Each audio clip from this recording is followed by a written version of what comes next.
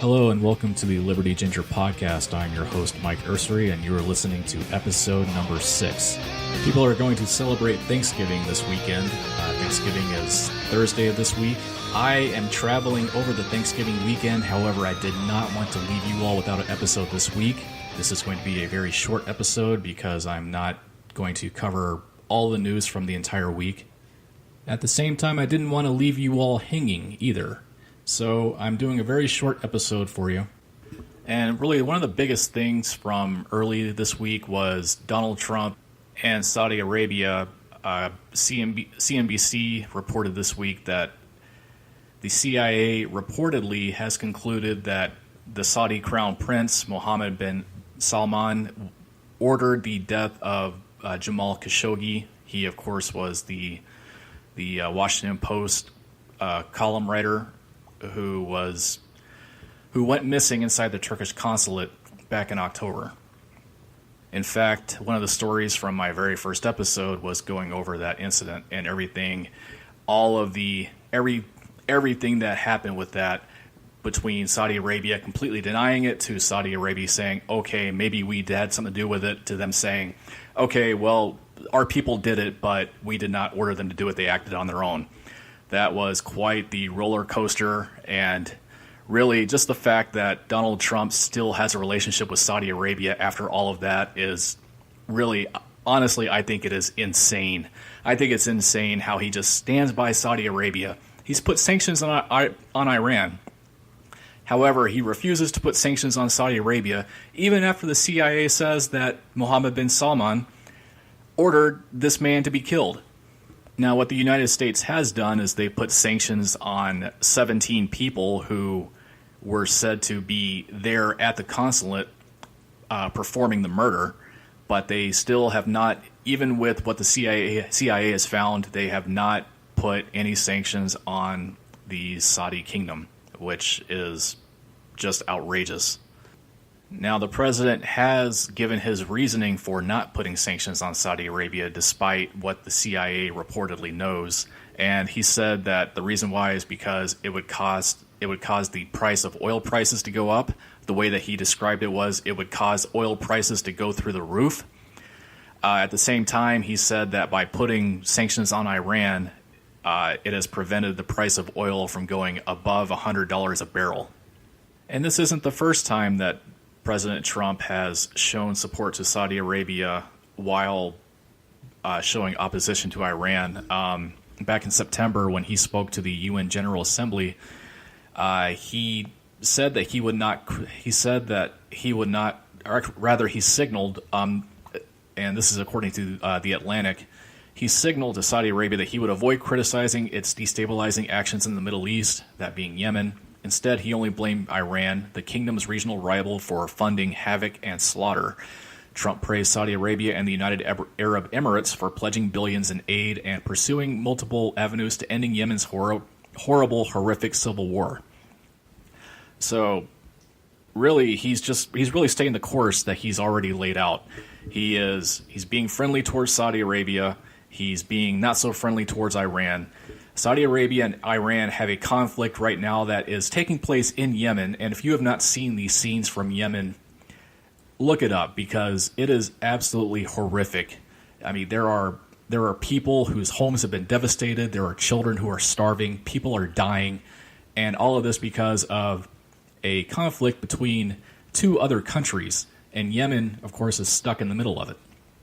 The Atlantic also said in the same article that 2 years ago, the United Nations death toll of this conflict in Yemen had reached 10,000, and after that, they stopped counting, which is odd. But they also say at the same time that they found that nearly 50,000 people, including combatants, died between January 2016 and July 2018. It's also left more than 22 million people, 75% of the population of Yemen, already one of the poorest countries in the world, in need of humanitarian aid, and that is no lie. Yemen is in such bad shape, and it's because of, like I said, two conflicting countries with Yemen caught in the middle. This is just it's an awful scene. The other real thing in the news this week that's really worth noting is news surrounding newly elected Congresswoman from New York City, Alexandria Ocasio-Cortez. Now, ever since she's been elected, and frankly, first of all, let's just be honest. She was elected when she won her primary. She won her primary back in the summer. From that very point, she is in a very dark blue district. So she was elected then, but she was officially elected on the evening of the midterm elections on November 6th. So let's go ahead and get that out of the way first. Secondly, she's really made a lot of news, and there's one thing that I found interesting of note is that she has not even been sworn into Congress yet. And it already appears that she's going to be making enemies within her own party because of one thing. Again, this is another article from The Atlantic. Last Saturday, she announced that she was going to be working with progressive activists to bring primary challenges against some of the more conservative Democrats in Congress, her soon-to-be colleagues.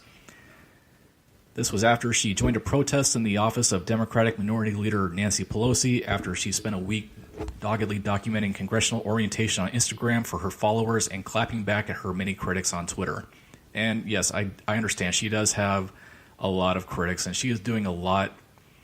She is taking a lot of criticism right now. She hasn't even been sworn in yet. She hasn't even drafted one bit of legislation. She hasn't cast one vote, and people are already dogging on her. First of all, my advice to the GOP, ignore this lady. You keep giving her attention. That benefits her. That does not help you at all. Look, first of all, the GOP is the minority in the House right now. You do not want to build a war against what's possibly going to be one of the biggest Democrat stars. Like I said, she has not been sworn in yet. She hasn't done anything in Congress just yet, but she is already a rising star. You can really thank the media for that, but then at the same time, you can also thank her critics and her opponents for that as well, because, like I said, they give her so much attention, and that just gives her ammunition. Now, one thing I will say is that there have been a lot of internet memes made about this lady. In addition to being with Think Liberty and the Think Liberty Network, I'm also a part of a team called Sarcasm and Liberty. You've probably seen us before. If not, check us out. We're on Facebook. We're on Twitter, Instagram. I host a live stream every Wednesday night at 9 p.m. Eastern on the Sarcasm and Liberty YouTube channel, which you can also check out. I highly recommend you do. Not just because I'm on it, but because really all of us together, I think we make some pretty good stuff. Now, there was one Alexandria Ocasio-Cortez meme that one of our team members made. And what it was the kind of meme where, like, someone is saying something and as the point progresses, they zoom in on the face. And what it is a picture of Cortez giving that crazy eyes look while smiling. I'm not sure what the story is behind that, but I mean, the picture's funny, so of course people are going to use it. Well, what it is that, this was back in the summer when Donald Trump really started celebrating the economy because the economy is doing really well. Unemployment was low. The stock market was high. And then this woman wins her primary, and she's a Democratic socialist. So what it is that her smiling with that crazy eyes look, and it says, "That's a nice economy you have there. It'd be a shame if someone implemented socialism." And that meme did pretty well among our followers.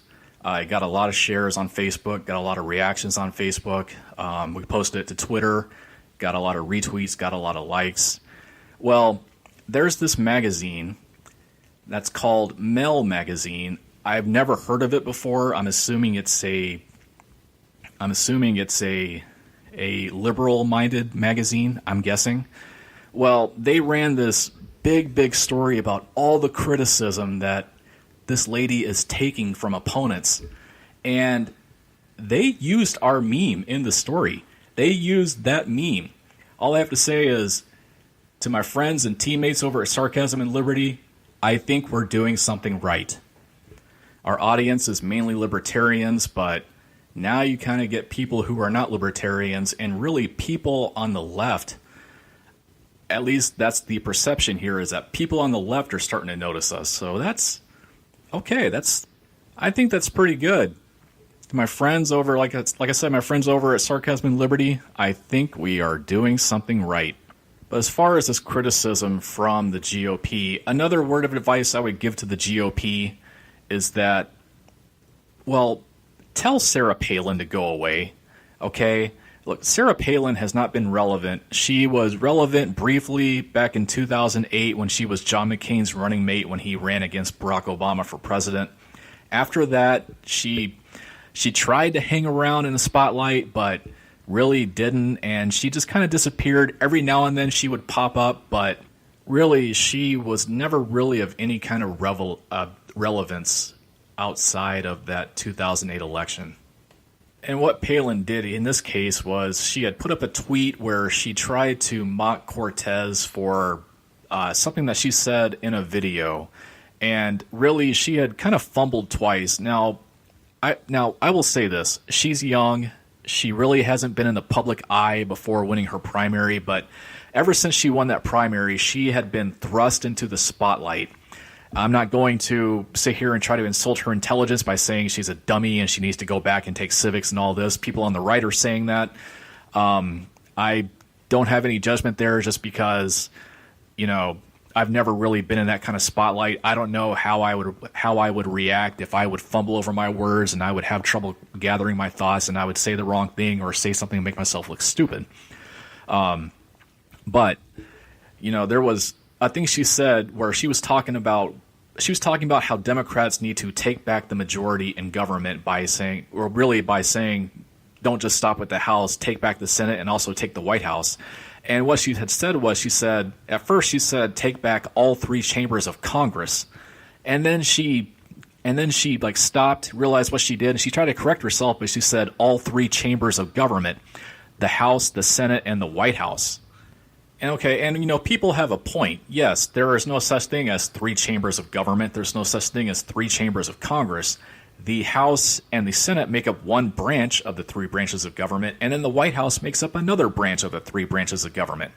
Well, Palin puts up this tweet, or if it wasn't her, it's someone that is in charge of her social media accounts, and in all caps she puts, "Yikes." And then she says, Ocasio-Cortez fumbles basic civics twice in one statement. And she includes a link to her website, governorpalin.org. I haven't clicked on the link. I'm not going to. I don't know. There's no reason for me to go to her website. First of all, Sarah Palin, back in 2008, we saw you do interviews and we saw you fumble over your own words. And now you're going to attack someone else for it. Second of all, you have to know that someone like Sarah Palin is going to make an attack like that. It's only going to blow up in her face, and since she's a member of the GOP, it's going to blow up in the GOP's faces as well. This is why I tell the GOP just to tell Sarah Palin to go away, because Sarah Palin is goofy in her own way, and it's any publicity that she tries to bring is not going to be good publicity. Well, Cortez did a little clap back to that, and she had tweeted out and said, "Isn't it a little early to be bringing out the big guns, especially when they look like the forward watch this grandpa emails from the '08 election they lost?" Okay, not bad. That's actually a pretty good clap back there, Miss Cortez. But big guns? Sarah Palin is not a big gun. However, she did kind of put herself out there for Ocasio-Cortez to make that statement. But the only criticism I have there is that Sarah Palin is not a big gun. She is not relevant at all. This is why I say, GOP, tell Palin to just step out of the spotlight, step away, let somebody else handle this. That's all I have to say about that. As I said at the beginning of the episode, I am traveling over Thanksgiving. That's why I don't have a longer episode for you. I will be back again next week, and we will return back to normal. I want to wish everyone a happy Thanksgiving. Enjoy time with family. Enjoy time with other loved ones. Eat lots of food. Watch a little football if you want. But really, the most important thing here is just enjoy time with the people you care about. Political debates don't matter. Differences don't matter. Ideologies do not matter. Enjoy time with family. I think this is something that we all need to do. If you are traveling, I ask that you be safe.